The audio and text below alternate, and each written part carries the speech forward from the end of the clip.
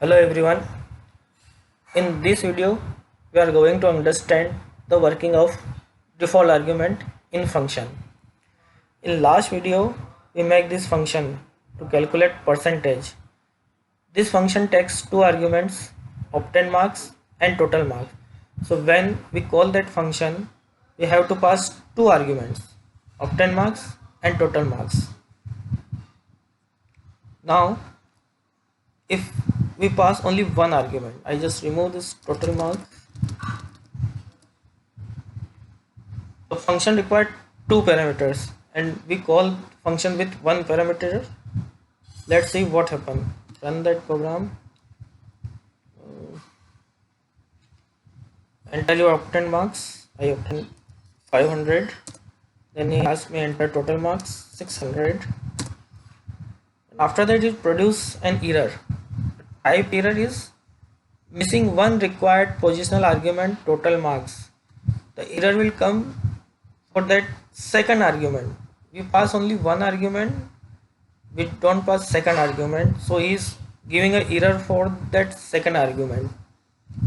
This problem can be solved by default values. We make this second argument as default with equal to sign and 600. Now it means a function has two argument. First one is obtain marks and second one is total marks. And total marks has the value of 600. If user call that function with only one parameter, that is obtain marks is essential there, and he don't pass the second argument, then this function automatically takes second argument as 600. Now let's see how it works. I comment that second line with hash. It means now compiler don't read that line. He asked me for only obtain marks and he pass only obtain marks to that function. The function automatically takes total marks at 600 and calculate all. Run this program. Enter your obtain marks 500 and this calculate my percentage. Early this program give me this error, missing one required positional argument total marks. Now I make total marks as default argument, total marks equal to 600. Now Python will understand that user can be passed one argument, so second argument will automatically become total marks equal to 600. The value of total marks will become 600. Then he perform all the calculation. Now if you want that I don't require 600, the total marks is not 600, then we have to pass again two arguments, obtain marks comma total underscore marks. Now run this program. Enter your obtained marks 1000. He asking me enter your total marks. I gave total marks 2000 and enter. He calculate my percentage 50%. Now what with this default argument? When we call a function, if we don't give second argument, then compiler will take second argument value as default value which we assign earlier.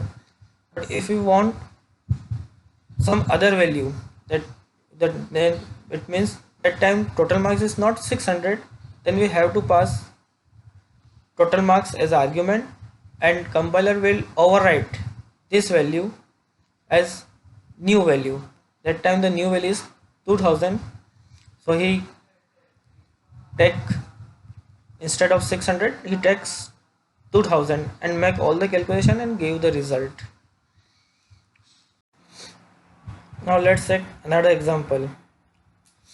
This is add function with two parameters. We add, the answer comes in z, we print z, x and y two variable, and function call with two variable. Function definition required two argument, and function call gives two argument, then it works properly. Just see. Enter num1, that is 25. Enter num2, that is 30. Then the addition is 55. We can make second argument again as default argument. We give the value to y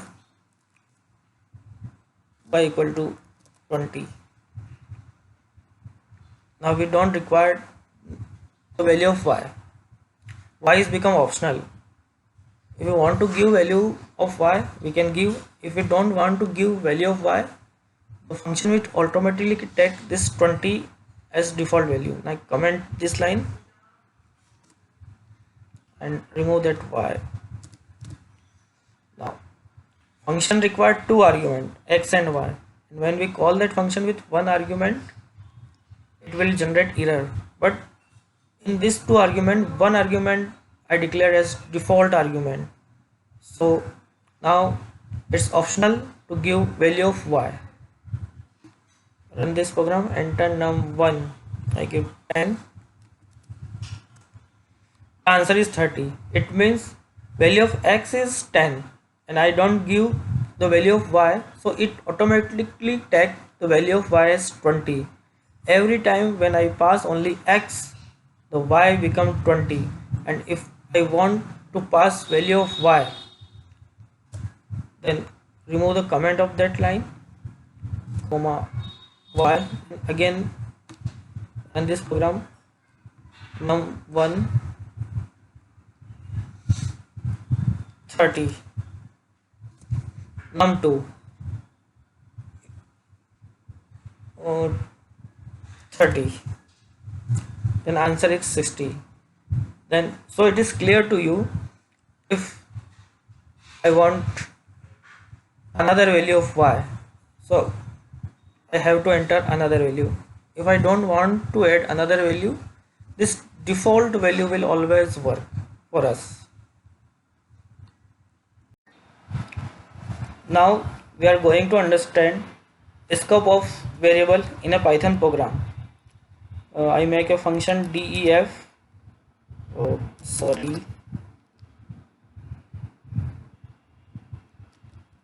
def keyword for function, then function name scope parenthesis colon,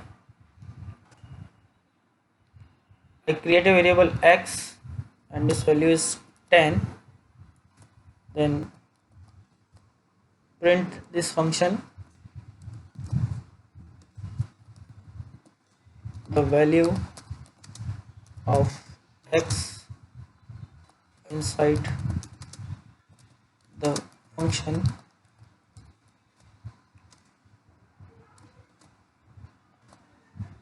x, and then terminating the function and call that function with function name and parenthesis. Then outside the function I again try to print the value of x and print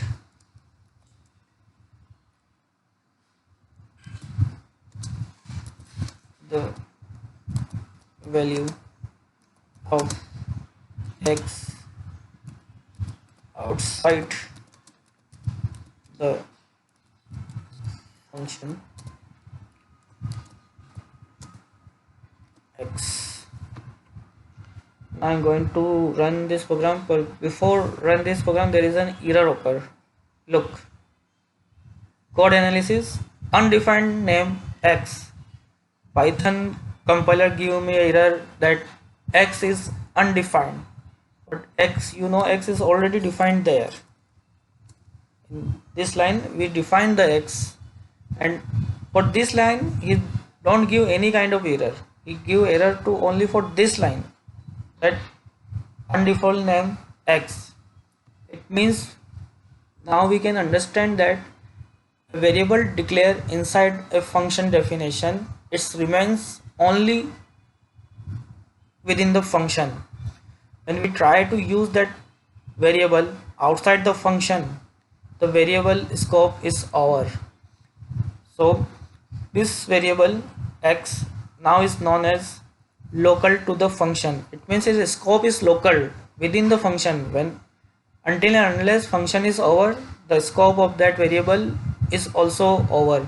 We cannot use that variable outside the function. To solve this error, we have to declare x again, x equal to 20, and declare again x. Then this error is removed and run that program. Is to output the value of x inside the function is 10 because we assigned 10 there, so the value of x inside the function is 10, and the value of x outside the function is 20. We again define x with 20. The value of x outside the function is 20. So this x is a local to the function. It has no scope outside that function. Now we just remove that local variable.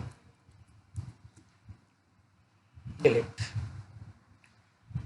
Now we are not creating any variable in function definition, but still we are going to print a variable value which is declared outside the function. Look, we run that program. The output comes the variable of the value of x inside the function 20, the value of x outside the function 20. It means a variable is not defined inside the function, but a variable is defined outside the function.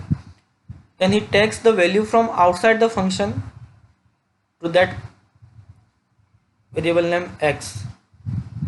It means this variable remains global inside the function and outside the function. First we know we create a variable inside the function and we are unable to use that variable outside the function, but now we are declare a variable outside the function and it remains in within the function also. So now this variable is known as global variable. It is a global variable. We can use anywhere we can. When we want this to use, we can use anywhere in whole program, but we define any variable within the function, it always become a local variable to that function. As the function is over, variable scope is also gets over. If you want to make a variable which in remains in whole program, we have to create that variable outside the function definition, so it becomes automatically becomes global variable and remains in whole the program. Now we understand function with if else statement. We are going to make OD1 program with the help of if else statement through function. So def function name OD1 parenthesis colon enter value, variable name is value equal to int bracket open input bracket open enter a number inverted comma close, then if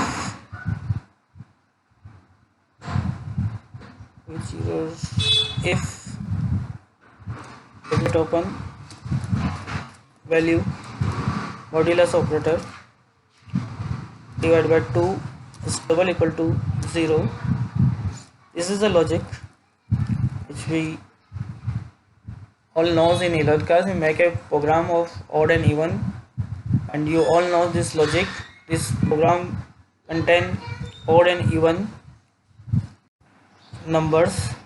Then if this condition is true, then number is definitely a even number, so we can print u entered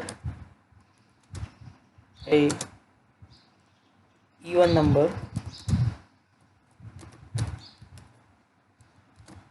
and colon. If after if we require a colon, so I put a colon. If this if is true, then this print statement will execute, and if this if is not true, then its else part will execute. Else print you entered a odd number. uh, if this is the logic of find odd and even value modulus 2 is double equal to 0, then this message will print. If this if is true, then this line will execute. If it's not true, then else part will execute, then it print you enter a odd number. So now we make a function call odd even.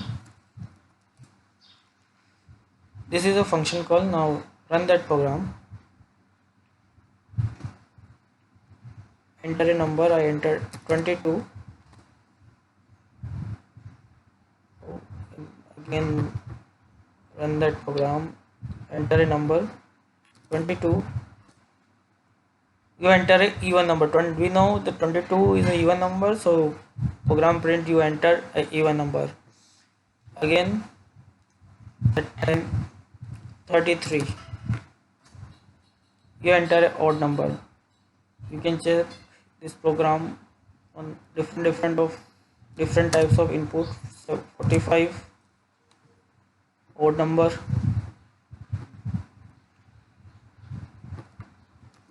100 even number.